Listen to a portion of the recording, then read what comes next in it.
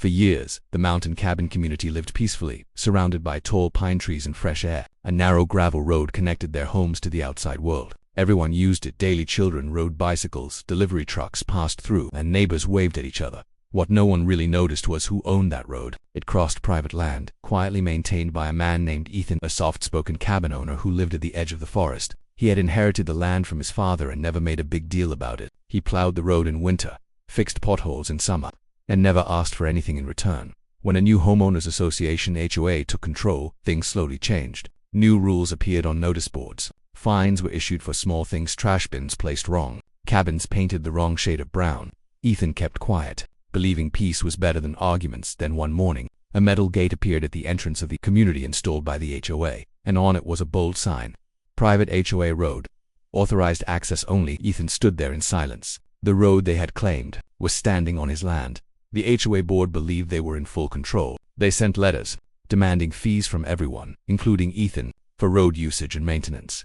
When Ethan calmly replied that the road belonged to him, the board laughed it off. "You live here," the president said, "so you follow our rules." Soon, Ethan received a violation notice for unauthorized land interference because he had repaired a pothole on his own property. That was the moment he decided to stop. Winter arrived early that year. Heavy snow blanketed the mountains overnight. The next morning, residents woke up to an unsettling sight. The road was untouched. No plowing, no salt. Cars slid sideways. Delivery trucks turned back. The HOA panicked. Emergency vehicles couldn't safely pass. Power trucks were delayed. That's when someone finally checked the land records. And the truth hit them hard.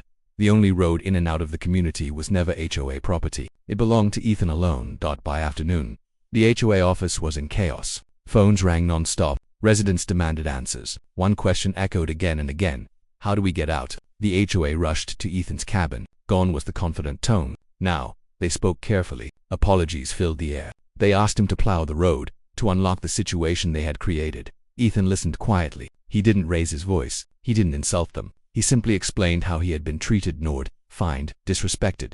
He had the legal right to close the road, but instead of using power the way it had been used against him, he paused.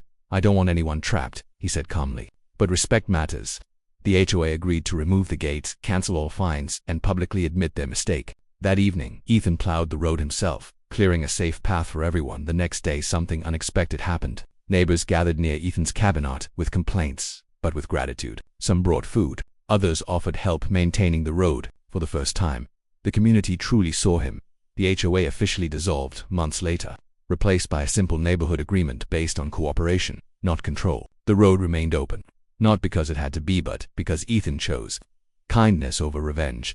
What could have ended in lawsuits and bitterness ended in unity instead. The panic taught everyone a lesson. Power means nothing without understanding, and kindness can succeed where authority fails. And that quiet gravel road, it was no longer invisible. It became a symbol of respect, humility, and the unexpected strength of doing the right thing when it matters most.